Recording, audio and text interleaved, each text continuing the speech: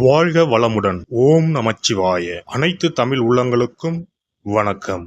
தென்மேற்கு பருவமழை தொடங்கப் போகும் அற்புதமான மாதம் இந்த ஜூன் மாதம் ஆகும். வைகாசியும் ஆனியும் இணைந்த மாதம், கோவில்களில் திருவிழாக்கள் நிறைந்த மாதம்.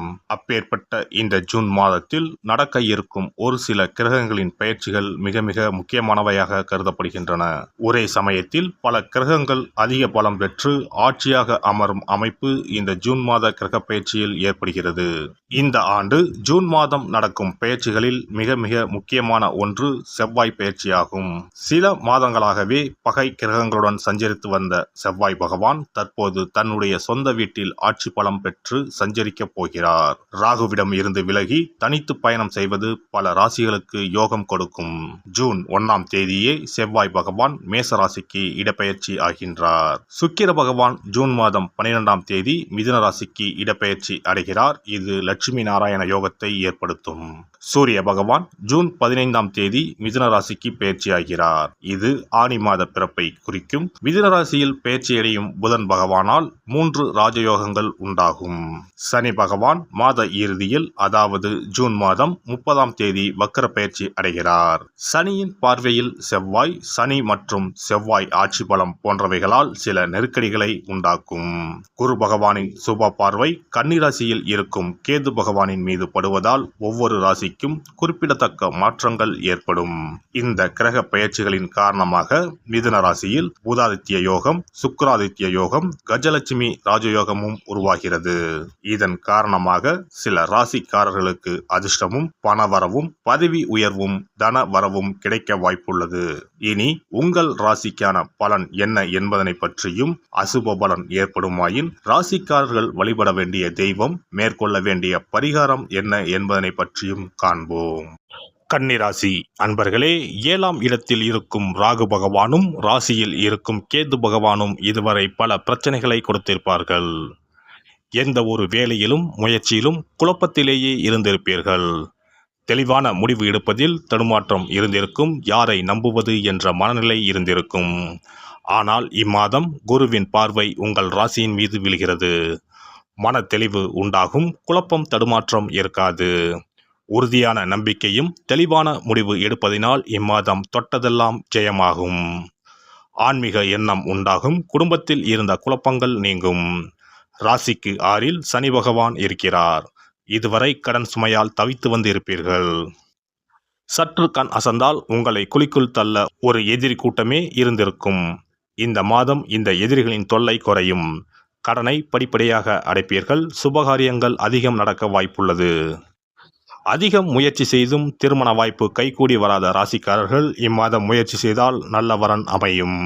8ஆம் அதிபதி 8ஆம் இடத்தில் இருப்பதனால் வண்டி வாகனத்தில் செல்லும் போது கவனம் தேவை. பங்கு சந்தையில் முதலீடு செய்யும் போதும் கவனம் தேவை. அடுத்தவர் பேச்சை கேளாமல் தீர ஆலோசித்து முதலீடு செய்யவும். ஆசை வார்த்தைகளுக்கு கட்டுப்பட்டு ஏமாற வேண்டாம். எச்சரிக்கை தேவை. சுக்கிர குரு சேர்க்கையால் பூர்வீக சொத்து கைக்கு வரும். நிலுவையில் உள்ள வழக்குகளில் சாதகமான தீர்ப்பு வரும். தொழிலில் நல்ல வளர்ச்சி உண்டு. தொலைதூர பயணத்தால் ஆதாயம் உண்டு. பணம் உங்களை தேடி வரும். சம்பாதிக்கக்கூடிய அருமையான காலகட்டம் இதுவாகும். இம்மாத சுக்கிர பெயர்ச்சிக்கு பிறகு கலைத்துறையில் உள்ளவர்களுக்கு அமோகமாக இருக்கும். ஆடை ஆபரணம் சார்ந்த தொழிலில் உள்ளவர்களுக்கு சிறப்பாக இருக்கும். புதன் பெயர்ச்சிக்கு பிறகு புதிய தொழில் தொடங்குபவர்களுக்கு சிறப்பாக இருக்கும். இதுவரை தலைகுனிந்து வந்த நீங்கள் இனி தலை நிமிர்ந்து வாழப்போகிறீர்கள். வேலை இல்லாமல் தவித்தவருக்கு நல்ல வேலை அமையும். ஊதிய உயர்வு, பதவி உயர்வு கிடைக்கும். பணியிட மாற்றம் உண்டாகும். வெளிநாடு வேலைக்காக காத்திருப்போருக்கு விசா கிடைத்து வெளிநாடு செல்லும் யோகம் உண்டாகும். புதிய வீட்டிற்கு குடிப்போவீர்கள். அது சொந்த வீடோ வாடகை வீடோ, வீடு இடமாற்றம் உண்டாகும். வீடு வாகனம் வாங்கும் யோகம் உண்டு. அரசாங்க வேலை தேடுவோருக்கு இம்மாதம் 15ஆம் தேதி பிறகு நல்ல செய்தி வந்து சேரும். குடும்பத்தில் குதூகலம் உண்டாகும். குழந்தை இல்லாதவர்களுக்கு புத்திர பாக்கியம் உண்டாகும். உடல் ஆரோக்கியம் தொடர்பான பிரச்சனைகள் குறையும். தூக்கமின்மை சார்ந்த பிரச்சனைகள் ஏற்பட்டு நீங்கும். உடல் அளவில் இருந்து வந்த அசதிகள் மற்றும் சோர்வுகள் படிப்படியாக குறையும். முழங்கால் பிரச்சனைகள் அவ்வப்போது தோன்றி மறையும். காய்கறி மற்றும் கீரை சார்ந்த உணவுகளை அதிகம் எடுத்துக்கொள்வது நல்லது. பெண்களை பொறுத்தவரை இம்மாதம் முடிந்து போன சில விஷயங்களை எண்ணாமல் இருப்பது நல்லது. முயற்சிக்கு ஏற்ப முன்னேற்றமான வாய்ப்புகள் அமையும். தன வரவுகள் தாராளமாக இருக்கும். பூர்வீக சொத்துக்களின் வழியில் அலைச்சல்கள் ஏற்படும். கணவன் மனைவிக்கு இடையே அனுசரித்து செல்வது நல்லது. குழந்தைகளின் எண்ணங்களை புரிந்து கொள்வதற்கான தருணங்கள் உண்டாகும். மாணவர்கள் கல்வியில் ஆர்வத்துடன் படிப்பது நல்ல மதிப்பெண்களை பெற வழிவகுக்கும். விளையாட்டு விஷயங்களில் பொழுதுகளை கழிப்பீர்கள். உயர்கல்வியில் சிறு சிறு குழப்பங்கள் தோன்றி மறையும். ஆராய்ச்சி சார்ந்த விஷயங்களில் அலைச்சல்களுக்கு பின்பே அனுகூலம் ஏற்படும். பெற்றோர் மற்றும் ஆசிரியர்களின் ஆலோசனைகளுக்கு மதிப்பளித்து செயல்படவும். அரசியல்வாதிகள் குதர்க்கமான சிந்தனைகளை குறைத்துக் கொள்வது நல்லது. வழக்கு விஷயங்களில் பொறுமையுடன் செயல்படவும். நெருக்கமானவர்களின் மூலம் புதுவிதமான கண்ணோட்டமும் அனுபவமும் ஏற்படும். மற்றவர்களின் எண்ணங்களை அறிந்து செயல்படுவதால் நல்ல மதிப்பும் நற்பலனும் கிடைக்கும். பௌர்ணமி தோறும் நல்லெண்ணெய் தீபம் ஏற்றி குலதெய்வத்தை வழிபட நினைத்த காரியங்கள் கைகூடும். தடைப்பட்ட பணிகள் முடிவு பெறும்.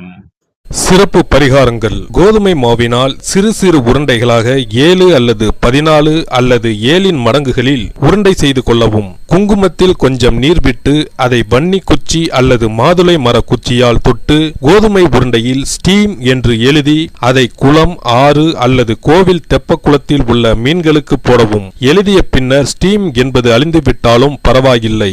இவ்வாறு வெள்ளிக்கிழமை அல்லது ஞாயிற்றுக்கிழமைகளில் செய்து வர லட்சுமியின் அருள் உண்டாகி பணத்தட்டுப்பாடு நீங்கி செல்வம் சேர தொடங்கும்.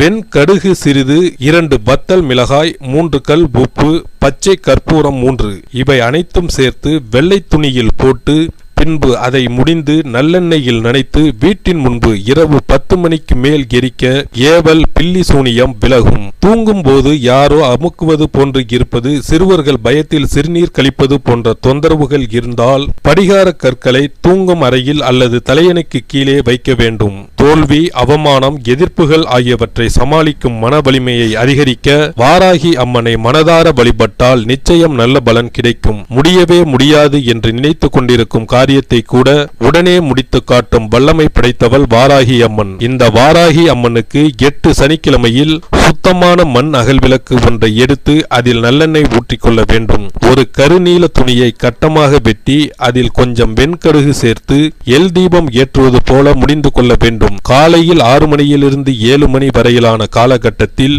அல்லது இரவு 8 மணியிலிருந்து 9 மணிக்குள் இந்த பரிகாரத்தை செய்துவிட வேண்டும். எல்லாம் வல்ல இறையருளால் நீங்களும் உங்கள் அன்பு குடும்பமும் உடல் நலம், நீலாயுள், நிறை செல்வம், உயர் புகழ், மெய்ஞானம் ஓங்கி வாழ்க வளமுடன். இந்த வீடியோ பதிவு உங்களுக்கு பிடித்திருந்தால் லைக் பண்ணுங்க, கமெண்ட் பண்ணுங்க, ஷேர் பண்ணுங்க, மறக்காம சப்ஸ்கிரைப் பண்ணுங்க, பக்கத்துல இருக்கிற பெல் பட்டனை கிளிக் பண்ணுங்க. நன்றி, வணக்கம். ஓம் நமச்சிவாய. சிவாய நம.